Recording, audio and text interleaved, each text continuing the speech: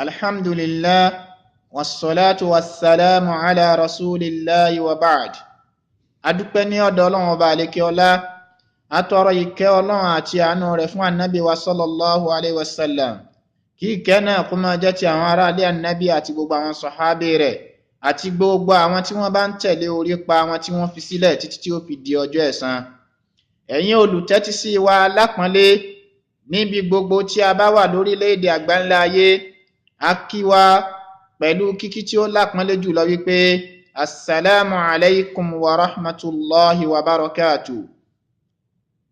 Ẹ káàbọ̀ sí orí ètò wa ALISTQOOMAT, níbi tí a ti máa ń mú ọ̀rọ̀ Ọlọ́ọ̀ba àlékè ọlá wá sí etígbọ̀ wa lóòrèkóòrè. Abẹ́lọ́ nínú àánú rẹ̀, etí tí ẹ fi ń gbọ́ wa Ọlọ́run má jẹ́ ó di ànáwó sí láíláí, ojú tí ẹ fi ń wò wá Ọlọ́run má jẹ́ ó relédè yín àti àwa náà, ọlá jẹ́ ọ̀kan ṣoṣo Allah subhanahu wa ta'ala. Eléyìí ni ìtẹ̀síwájú lórí ohun tí a ń bá bọ̀ ní àkọlé tí a pè ní annahyu anil fasadi fil ard. Ìkọ̀fúnni tàbí kí a pé kíkọ̀ ìwà òbílẹ̀jẹ́. Eléyìí ni apá kẹta lórí àkọlé yìí. Ní apá kejì, a sọ fúnra wa níbẹ̀ nípa lórí àwọn ayat tí Allah subhanahu wa ta'ala ti ń kọ̀ fún èmi àti yín nípa pé a ò gbọ́dọ̀ máa wu ìwà tí máa dalé ayé rú. A sì sọ ohun tí àwọn àfáà wa onítafsir tí wọ́n sọ lórí àyà náà. Eléyìí ni àyà ẹlẹ́ẹ̀kejì nínú àwọn ayat tí Allah subhanahu wa ta'ala tí ti ń kọ̀ fẹ́mi àti yín nípa pé a gbọ́dọ̀ máa da ayé rú, a ò gbọ́dọ̀ máa ba ayé jẹ́, a gbọ́dọ̀ máa wu ìwà tí ó máa tako tí Allah subhanahu wa ta'ala fi ráwọn òjíṣẹ́, gẹ́gẹ́ bí tí a fi parí ìtú àyà àkọ́kọ́ tó kọjá nínú abala kejì àkọlé yìí. Allah subhanahu wa ta'ala tún sọ fún wa nínú àyà míì nínú ọgbà ẹsẹ̀ al-Qur'anul Karim wípé a'udhu billahi minash shaitanir rajim wa idha qila lahum la tufsidu fil ard qalu innama nahnu muslihun. Allah subhanahu wa ta'ala nígbà tí ó ń bá ọ̀rọ̀ àwọn mànáfìkì bọ̀ ní Suratul Baqarah bí ìbẹ̀rẹ̀ rẹ̀, ó kọ́kọ́ sọ̀rọ̀ àwọn ẹni rere. Nígbà tó sọ̀rọ̀ tí wọ́n tán, ó wá bẹ̀rẹ̀ ọ̀rọ̀ àwọn mànáfìkì, àwọn sọ̀bẹ́sìlú èèyàn, àwọn olójú méjì bí idà. Allah subhanahu wa ta'ala wá ń sọ ń bẹ̀ yìí pé wa idha qila lahum, tí ẹ bá ń sọ fún àwọn ẹni wípé la tufsidu fil ard, ẹ má mà báyé jẹ́, ẹ má hùwà bàjẹ́, ẹ má ṣe bàjẹ́ sórí rẹ̀, qalu innama nahnu muslihun. Àwọn náà lè sí tí wọ́n fọ̀ fún yín, àwọn náà lè sí. Àwọn àfáà wa onítafsir lérí àyà yìí, wọ́n ní ẹ̀rí àyà yìí, àwọn àfáà sọ ọ̀rọ̀ méjì nípa wípé àwọn wo gan ni àyà yìí sọ̀kalẹ̀ fún. Ọ̀rọ̀ àkọ́kọ́, wọ́n lọ sọ̀kalẹ̀ nípa àlámọ̀rí àwọn mànáfìkì, àwọn sọ̀bẹ́sẹ̀lú, èyí tí wọ́n bá Ànábì sallallahu alaihi wasallam tí wọ́n bá wọn lò gbà. Wọ́n ní àyà yìí sọ̀kalẹ̀ nípa àlámọ̀rí ọ̀rọ̀ wọn, léyìí tó jẹ́ wípé wọ́n ń sọ fún wọn, tí ń kì wọ́n lọ, tí ń sọ fáwọn èèyàn rẹ̀ wípé idha qila lahum, tí ẹ bá sọ fáwọn ẹni wípé àwọn mànáfìkì yìí pé la tufsidu fil ard, ẹ má hùwà tí máa jẹ́ ìwà òbílẹ̀jẹ́, ìwà tí máa dayé rú, ìwà tí máa tú àwùjọ, ìwà tó tako àkídà tí Ànábì sallallahu alaihi wasallam jíṣẹ́ rẹ̀ fún yín. Qalu innama nahnu muslihun. Àwọn náà sọ wípé rárá o, àwọn òwúrú wà bẹ́ẹ̀ o, àwọn ń táyé ṣe ni o, àwọn òjòbílẹ̀jẹ́ o. Wọ́n ní ẹni àkọ́kọ́, àwọn nu tí àyà ìbáwí. Àwọn àfáà wa ń sọ wípé ẹ̀rí àyà ìṣẹ́ o, ó sọ̀kalẹ̀ fi qawmin lam yakunu khulqu. Allahu akbar. Wọ́n ní àyà yìí sọ̀kalẹ̀ fún àwọn ènìyàn kan tó jẹ́ pé nígbà tí àyà yìí ń sọ gangan, lam yakunu khuliqu, Ọlọ́run ò tí ṣẹ̀dá wọn nígbà tí ń sọ àyà yìí kalẹ̀. Ọ̀rọ̀ ẹlẹ́ẹ̀kejì nìyẹn nípa sísọ àyà yìí kalẹ̀. a jẹ́ pé àwọn tí àyà ìsọ̀kalẹ̀ fi sha'nihim nípa wọn ó lè mi àti yín táwa náà wà láyé àwọn tí ó tún máa lò lẹ́yìn tiwa àwọn tí wọ́n ti ṣáájú wa lò ó ní àyà yìí ń sọ̀kalẹ̀ fún àwa náà a jẹ́ pé jama'an bayna al-qawlayn tíjí àkójọpọ̀ ọ̀rọ̀ bá ti ṣeéṣe nínú tafsiru aljamu awla ká lo ọ̀rọ̀ méjèèjì òun náà ló fi ń dájú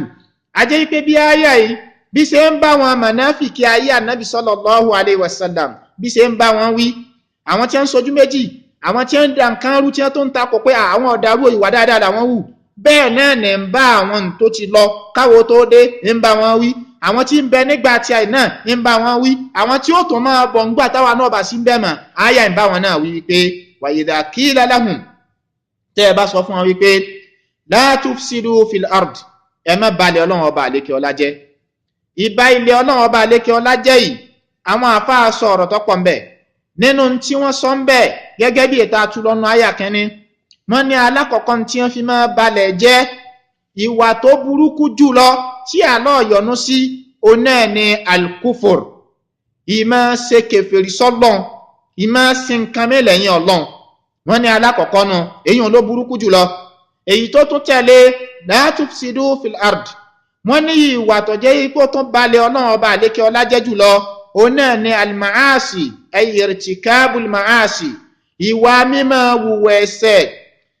kí wọ́n ẹ̀ṣẹ̀ ọmọ jàmọ́ nǹkan kan mọ́ lọ́dọ̀ ọmọnìyàn kó ti dàbí ìgbà téèyàn ń jẹ ẹ̀kọ́ àti nǹkan kan àbí tiẹ̀ ń mumi lásán táwùjọ bá ti bá débẹ̀ yẹn nǹkan ti ń bàjẹ́ nìyẹn o nǹkan ti ń bàjẹ́ tán nìyẹn eléyìí ni ọ̀rọ̀ ẹlẹ́ẹ̀kejì ọ̀rọ̀ ẹlẹ́ẹ̀kẹta ìkànnù àwọn àfáà ní àti kúfúrú àti màásí ìwà ìsìn lọ́n bó ṣe tọ́ ìgbẹ́tọ̀ ọlọ́run fẹ́ lòmíì ìtọ́jẹ́ ìpè ọlọ́run nìkan ló ní pẹ̀lú ìròyìn rẹ̀ ká máa fi wí ẹlòmíì ìwà ṣẹbọsọ́lọ́run àti máa ṣẹlọ́run wọ́n ní méjèèjì òun náà ni ẹ gbọ́ ẹlẹ́ẹ̀kẹrin ọ̀rọ̀ níbi gbólóhùn la tufsidu fil ard ó ní wípé tarku imtithali awamirillah wajtinabu nawahi ó ní wípé ntọ́lọ́ ní ká máa ṣe ètí aláàpàṣẹ pa àgbọ́dọ̀ débẹ̀ kọjẹ́ pòǹgàn ni ó bá wa láàmú ntàlá aláàgbọ́dọ̀ ṣe kọjẹ́ pé là ń ṣe ntàlá wa pàṣẹ pé ká máa ṣe gangan ká má lè ṣe wọ́n ní tí a bá ti ń ṣerú eléyìí gangan ní jẹ́ alfasadu fil ard ìmọ̀ dayérú ìmọ̀ da alámọ̀rí ọ̀rọ̀ ètò ayé bí aláṣẹ tó dáadáa ìmọ̀ bàjẹ́ nìyẹn Allah subhanahu wa ta'ala ó pàṣẹ déédé kémi àti yín ó má ṣe déédé à ń ba ayé jẹ́ nìyẹn Allah subhanahu wa ta'ala ó kọ̀ fún aká máa parọ́ kémi àti yín ó wá múrọ́ ní bàdà àti ń balẹ̀ ayé jẹ́ nìyẹn Allah ní ká ṣe sáadá sáwọn bí wa kémi àti yín ó máa ṣe dákejì sí wọn à ń ba ayé jẹ́ nìyẹn Allah ní gbogbo wa ká máa sọ ọ̀rọ̀ òdodo ẹ sọ fáwọn mùmínì kí wọ́n máa sọ ọ̀rọ̀ tó dáa ọ̀rọ̀ tó tutù kémi àti yín wá jẹ́ pé ọ̀rọ̀ tí ó wà lẹ́nu ọwọ́ ọ̀rọ̀ burúkú ni à ń balẹ̀ ayé jẹ́ nìyẹn àti bẹ́ẹ̀ bẹ́ẹ̀ lọ́nà àwọn àpẹẹrẹ tó yẹ pé àti ìdèsí bí akànmú yẹn wá nínú ọ̀rọ̀ bákan náà ó náà ní an-nifaq la tufsidu fil ardi bin-nifaq ìwà ojú méjì ìwà ìmọ̀ ṣe pòkì mùsùlùmí lọ́tàn ẹlẹ́bọ ló sì àwa ní mẹ́ta fẹ́ sí mọ́ àáfàá ni ẹ pè òun náà ni ọ lọ sí wáàsí fáwọn ẹlẹ́bọ àáfàá ni ẹ pè bóńfà bá fẹ́ bọ fáwọn ni wọ́n pè àáfàá ni wọ́n pè jẹ́mẹ́ gbogbo rí ó ti wá dàrú yóò ti dàpọ̀ nígbà bá wá débẹ̀ tán wa yaqulu ma lam yaqul bi ir-rasul in tó jìṣẹ́ ọ̀sọ́pọ̀ aláàsọpọ̀ fi rán ìní ọ̀lọ́rì máa sọlọ́n ẹ̀wọ̀n kan báyẹn an-nifaq ìwà pòkì mùsùlùmí ni ẹ pè ẹ̀ nígbà tí a bá tún bọ́ bí táwọn afá sọ a máa bá ń sọ kí ló tún lọ rẹ̀ ṣe láàrin àwọn tí è ṣe àwọn ẹlẹ́bọ wà rẹ̀ ní ara wọn pè mọ́ ìwọ́n náà wá ń pè àfúnwà sí wa tò ní òun ni àfá làgbájá sẹ́lẹ́gbẹ́jọ níyìn ni subhanallah nídìí ó sà ìwọ́n náà wà máa mú àyà ọ wà máa yí ní tí ó ṣẹ̀kú nìyẹn náà nígbà bá ti pèèyàn síbi tí ò lẹ́tọ̀ yóò bá ìsọ yìí pé ẹni tó bá fẹ́ jẹ ogún kógún ìtànkítàn ni ó pa ẹni ó bá sì ti jẹ dòdò ìrẹnu rẹ̀ ò ní gbòdòdó mọ́ tọ́ àwọn àfáà wọ́n ní rèé o ọ̀rọ̀ rèé o wà nifaq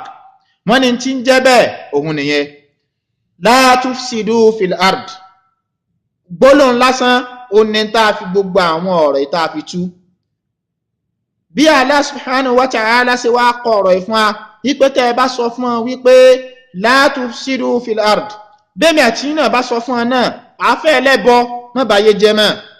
àfọ́ ọlọ́sùn àfọ́ olóòṣà àfọ́ babaláwo